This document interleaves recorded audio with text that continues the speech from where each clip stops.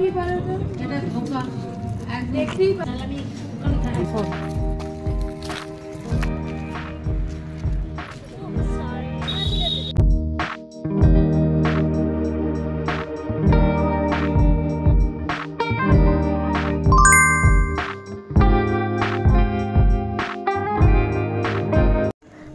Everyone, welcome back to my another blog.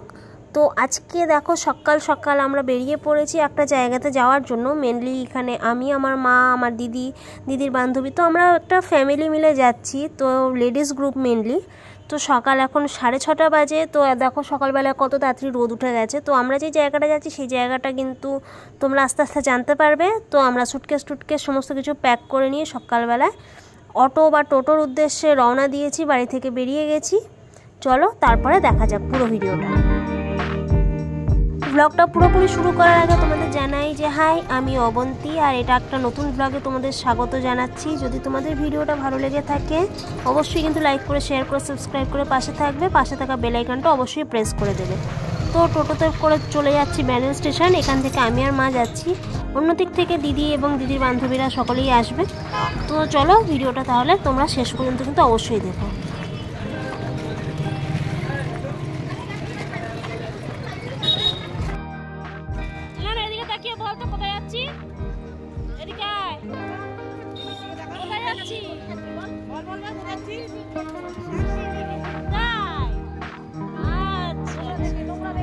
তো বাচ্চাগুলোর মুখে শুনেই নিলে যে আমরা কোথায় যাচ্ছি। আমরা যাচ্ছি শান্তিনিকেতন, যেটা আমাদের অনেক দিন থেকে প্ল্যান করা ছিল, আগে থেকে আমাদের টিকিট বুক করা ছিল। তো আজকে সেই ডেট। তো এই ভিডিওটা কিন্তু আমি শ্যুট করেছি 6 তারিখে। আমরা শান্তিনিকেতনে গেছিলাম 6th of March, 7 তারিখেই ফিরে এসেছি, একদিনের জন্য গিয়েছিলাম। তো এখানে ট্রেনের কত নম্বরে দেবে সেটার জন্য ওয়েট করছিলাম।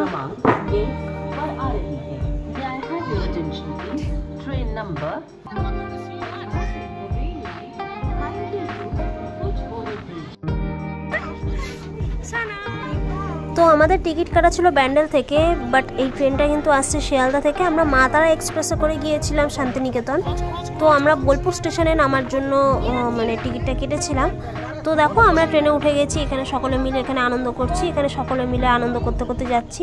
ব্যান্ডেল থেকে বোলপুর যেতে মোটামুটি ওই খুব বেশি নয়, 2.5 থেকে 3 ঘন্টা সময় লাগে। আর দেখো বৃষ্টিদি হচ্ছে কি আমার দিদির বান্ধবী, আমার খুব প্রিয় একটা দিদি। তো সে বাড়ি থেকে অনেক কিছু খাবার দাবার বানিয়ে নিয়ে এসেছিলো, যাতে ট্রেনের মধ্যে আমাদের খিদে পায়, যাতে আমরা ঠিকঠাক খাওয়া দাওয়া করতে পারি। তো চাউমিনটা নিয়ে এসেছিলো, দেখো চাউমিনটা দুর্ধর্ষ হয়েছিল। আর আমরা এরকম ট্রেনের বাইরে এরকম দৃশ্য দেখতে দেখতে, এটা দুর্গাপুর এক্সপ্রেসওয়ে, তো এখান থেকে এই রাস্তাটা চেঞ্জ হচ্ছে। তো এখানে আমরা দেখতে দেখতে কিন্তু খুব সুন্দরভাবে আনন্দ করতে করতে চলেছি শান্তিনিকেতনের উদ্দেশ্যে।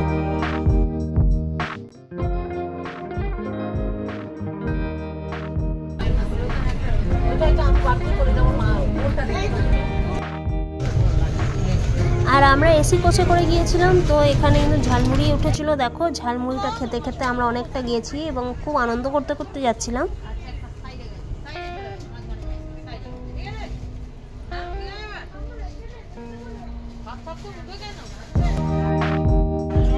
So welcome to Bolpur station. তো আমরা বোলপুরে নেমে গেছি সকালবেলা 10:30 নাগাদ। এখান থেকে আমরা যাব সৃজনী শিল্প সংস্কৃতি যে একটা মেলা বসে সেখানে। তো এখান থেকে আমরা ডাইরেক্ট হোটেলে না গিয়ে আগে সেখানে গিয়েছিলাম, যাতে আমাদের টাইমটা ওয়েস্ট না হয়। তো এখান থেকে আমরা কিছুটা ছবি ভিডিও তোলার পরে কিছুক্ষণ রেস্ট নিয়ে আমরা এখান থেকে টোটোতে করে গিয়েছিলাম সৃজনী শিল্প সংস্কৃতি যে মেলাটা বসে সেইখানে।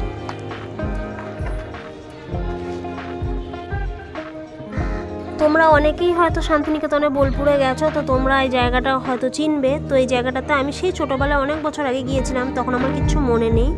তো বড় বয়সে এই ফার্স্ট যাচ্ছি, তো স্টেশনটা এত পরিবর্তন হয়ে গেছে, ছোটোবেলার কথা মনে নেই, বাট এত সুন্দর স্টেশন, এত পরিষ্কার পরিচ্ছন্ন, ভীষণ ভালো লেগেছে। মার্চ মাসেই এখানে ভীষণ রোদ, বাট ওয়েদারটা খুব মনোরম ছিল। আর এখানে আমরা টোটোতে করে চলে যাচ্ছি সেই মেলাতে যেটার কথা আমি বললাম। তো যেতে মোটামুটি 1/2 ঘন্টা মতন সময় লেগেছিলো। মাঝখানে অনেক কিছু দেখার ছিল, অনেক কিছু জানার ছিল। তো চলো তোমাদের সাথে সেই জিনিসগুলো শেয়ার করে নেওয়া যাক।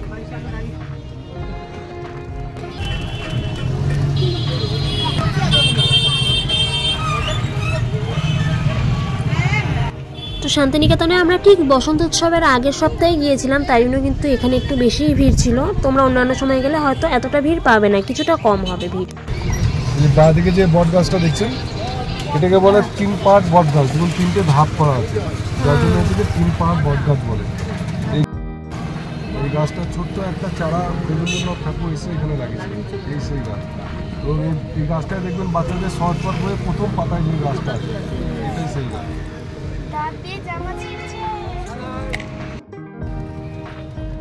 শান্তিনিকেতনের প্রতিটা জায়গায়, প্রতিটা আনাচে কানাচেতে রবীন্দ্রনাথ ঠাকুরের এবং তার পরিবারের প্রচুর ইতিহাস এবং প্রচুর কিছু অজানা তথ্য লুকিয়ে রয়েছে। ঘরটা দেখছেন, এটাকে বলে উপাসনা মন্দির।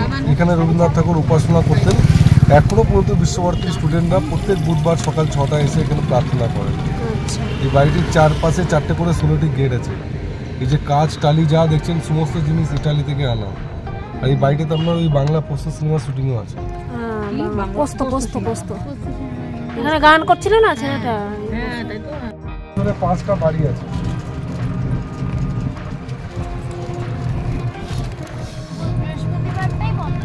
বৃহস্পতিবার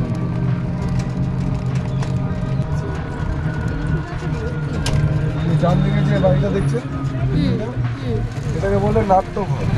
মানে বিশ্বভারতী যখন কোনো সাংস্কৃতিক অনুষ্ঠান, প্রোগ্রাম, সমস্ত কিছু রিহার্সাল এটার ভিতরে হয়। বিশাল স্টেজ আছে। আর বাঁদিকে এটা হচ্ছে কলা ভবন, আর্ট ডিপার্টমেন্টের।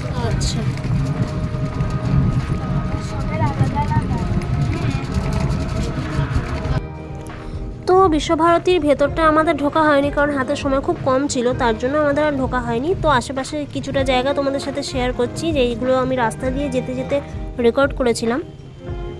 এটা একটা আদিবাসী পরিবার। দেখুন, বাঁকে করে একদিকে বাচ্চা আর একদিকে হাঁড়ি কড়াই নিয়ে এক জায়গা থেকে আরেক জায়গায় যাচ্ছেন। এই সমস্ত জিনিস রামকিঙ্কর বেশ যিনি ছিলেন, তিনি এই কাকুর মাটি দিয়ে এটা করেছিলেন। এটাও দেখবেন ওই বাচ্চাদের সহজ পাঠ বই আছে।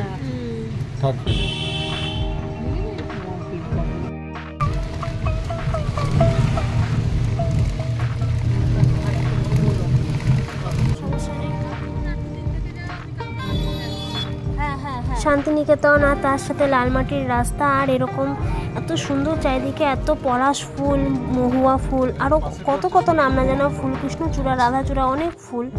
তো এত সুন্দর একটা ভাইবস, এত সুন্দর একটা মানে বাঙালিয়ানা, যে কোনো তুলনাই হয় না। শান্তিনিকেতনের সাথে বাংলার কিন্তু দারুণ সম্পর্ক, তোমরা জানোই। তো আমরা গিয়ে ভীষণ আনন্দ করেছি। চলো এবারে সৃজনী শিল্প সংস্কৃতি মেলার ভেতরে ঢুকছি আস্তে আস্তে।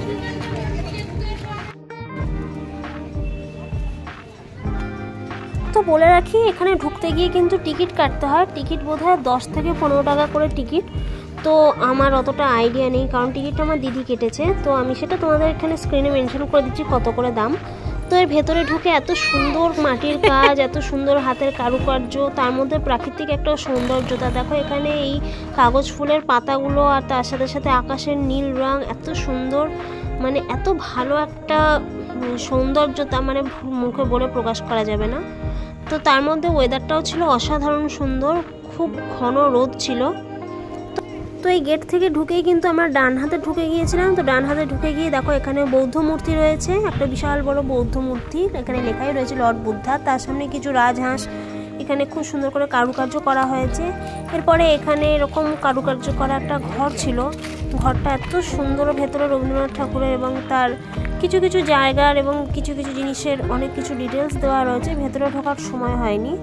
আর এখানে এত সুন্দর সুন্দর জিনিস পাওয়া যায়, ডায়েরি, বই, খাতা, তাছাড়াও বিভিন্ন রকমের রবীন্দ্রনাথের বা বাঙালির যে সমস্ত কারুকার্য, যে সমস্ত জিনিসপত্রগুলো যেগুলো হাতে তৈরি করা হয়, সেগুলো সমস্ত কিছু তোমরা এখানে খুব সুন্দরভাবে খুব কম দামে পেয়ে যাবে। একটু ঘুরে ঘুরে দেখে শুনে কিনতে হবে। একটু তোমরা যদি বার্গেন করতে চাও তাহলে হয়তো বার্গেনিং করলে হয়তো একটু কম হতে পারে। এখানে কাঠ কেটে আগেকার দিনে কীরকম করে কাজ করা হয়েছিল সেগুলোকেও এখানে তুলে ধরা হয়েছে। দেখো চারিদিকে রং বেরঙের কত সুন্দর কাঠের জিনিস, কাঁচের জিনিস, সমস্ত কিছুতে জায়গাটা পুরো ভরে গেছে, এত সুন্দর। আর এগুলো কিন্তু খুব একটা বেশি দামও নয়। এই একতারাটা যেটা বাজিয়ে তোমাদের শোনাচ্ছি, মানে একটুখানি টেস্ট করছিলাম, সেটা কিন্তু মাত্র 50 টাকা দাম নিয়েছিল। যদিও আমি কিনিনি, বাট এটার দাম ছিল 50 টাকা। আর এখানে বাচ্চাগুলোর জন্য চিনি আর সন্দেশ ওদের নাম। তো ওদের জন্য এখানে কিছু জিনিসপত্র দেখা হচ্ছিলো, ওরাও একতারাটা নিয়ে বাজাচ্ছিল, দেখছিল যে ওরা পারবে কি না। এখানে দেখো কত সুন্দর সুন্দর টি শার্ট যেগুলোতে খুব ভালো ভালো লেখা রয়েছে, সাদা মনে কাদা নেই, জ্ঞান দেবেন না প্লিজ, ব্যোমকেশ তোমার হৃদমাজারে রাখবো, এরকম টাইপের অনেক অনেক সুন্দর সুন্দর মানে কোট লেখা, বাংলায় কোট লেখা অনেক টি শার্ট রয়েছে। সেগুলো কিন্তু মাত্র 200 টাকার মধ্যেই তোমরা পেয়ে যাবে। তো এর ভেতরে দেখো, এরপরে কেনাকাটা কিছুটা সেরে এখানে খুব সুন্দর এখানে মূর্তি, এগুলো কিন্তু পুরোটাই কাঠের তৈরি। তো এগুলোকে কত সুন্দরভাবে প্রতিস্থাপন করা হয়েছে তোমরা দেখো। এটার নাম চদর বদর। তোমরা যদি এটাকে চাও তোমরা কিন্তু এটাকে পজ করে পরে নিতে পারো।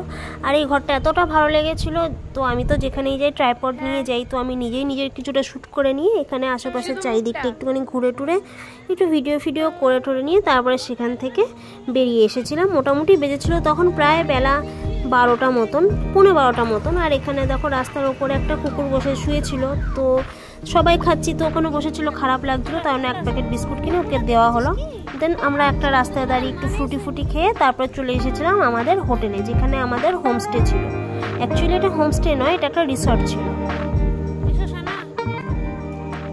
তো রিসর্টটা ভীষণই সুন্দর, আতিথেয়তা ভীষণ সুন্দর। ঢোকার পরেই দেখো আমাদের এরকম অরেঞ্জ জুস দিয়েছিল, প্রত্যেককেই দিয়েছিল গ্লাসে করে, ছোট একটা গ্লাসে করে, ভীষণ সুন্দর আতিথেয়তা। এরপর এখানে সমস্ত কিছু ফর্মালিটিস আমরা আগে থেকেই বুক করা ছিল, তাও যতটুকুনি বাকি ছিল সেটা করে আমরা চলে যাচ্ছিলাম আমাদের ঘরের উদ্দেশ্যে। আমাদের ঘর ছিল দোতলাতে।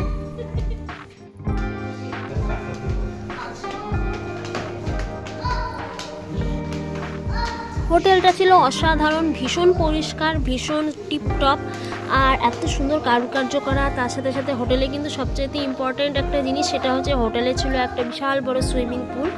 তো এই সুইমিং পুলের সামনেই একটা বুদ্ধা রয়েছে, তোমরা দেখেই নাও কত সুন্দর হোটেলটার নাম দ্বীপ হলিডেজ। আর এটা কিন্তু স্টেশন থেকে খুব একটা দূরে নয়, আমরা ঘুরে গিয়েছিলাম বলে একটু টাইম লাগছিল। হোটেলে গিয়ে তারপরে ফ্রেশ হয়ে সঙ্গে সঙ্গে নিচে চলে এসেছিলাম সুইমিং পুলের চারিদিকটা একটু ঘুরে ভিডিও করার জন্য। তো এখানে ঘুরে টুরে ভিডিও করেছি বেশ খানিকটা সময়, খুব সুন্দর আনন্দও করেছি। জলটা ভীষণ ঠান্ডা আর ভীষণ সুদিং। তো দেখো আমি এখানটাতে একটু ঢং করছিলাম আর কি। এরপরে আমরা স্নান টান করে টোরে তারপরে চলে গিয়েছিলাম আমাদের ডাইনিং রুমে। তো এখানে গিয়ে হাত ধুয়ে খেতে বসেছিলাম। এখানে খাবারের আইটেম অসাধারণ সুন্দর, তোমরা দেখতেই পাবে এরপরে কী আইটেম খেয়েছি। এখানে আমরা খুব আনন্দ করে খাওয়া দাওয়া করেছি, ভীষণ বাঙালিয়ানা প্লাস ভীষণ সস্তায়, আর তার সাথে সাথে কিন্তু দারুণ সুন্দর আইটেম, খুব সুন্দর রান্না। দেখো কত খাবার, পোলাও ছিল, ভাত ছিল, লুচি ছিল, তার সাথে সাথে কত রকমের ভাজা, কত রকমের মিষ্টি, তার পাশাপাশি কিন্তু ডাল ছিল, চাটনি, মিষ্টি, দই, সমস্ত আইটেম একসঙ্গে বাঙালিয়ানা ভোজ যাকে বলে। বাঙালিরা যে জিনিসগুলো খেতে ভালোবাসে, এটা কিন্তু থালি অনুযায়ী এগুলোর প্যাকেজ। তো এইগুলো কিন্তু ছিল নিরামিষ থালি, তো আমরা নিরামিষই খেয়েছি, বাইরে গিয়ে আমরা অতটা আমিষটা খাই না, অ্যাভয়েড করি। তো এই থালিটা খেয়ে ভীষণ তৃপ্তি করে খেয়েছি, একদম পারফেক্ট খাওয়া যাকে বলে। এতটা জার্নি করে যাওয়ার পরে এই খাবারগুলো খাওয়ার পরে একদম সার্থক। এরপর দেখো হোটেলের ঘরে ঢোকার আগে এই জিনিসগুলো এত সুন্দর আঁকা, এবং এগুলোকে কিন্তু দেওয়ালে খুব সুন্দর করে লাগিয়ে দেওয়া ছিল। এগুলো কিন্তু ভীষণ সুন্দর, আগেকার দিনে পটচিত্র বা এরকম টাইপের, মানে আগেকার দিনে আমি ঠিক জানি না, অতটা আর্ট সম্পর্কে অতটা আইডিয়া নেই, এত সুন্দর। এরপরে বিকেলবেলায় আমরা রেডি হয়ে 4:30 নাগাদ আমরা বেরিয়ে গিয়েছিলাম সোনাঝুরি হাটের উদ্দেশ্যে। তো এর পরের যে ব্লগটা আসবে এটারই পার্ট 2। তো সেখানে কিন্তু তোমরা সোনাঝুরি হাটের কিছুটা দৃশ্য আর সোনাঝুরির যে বাগানটা রয়েছে সেটা দেখতে পাবে।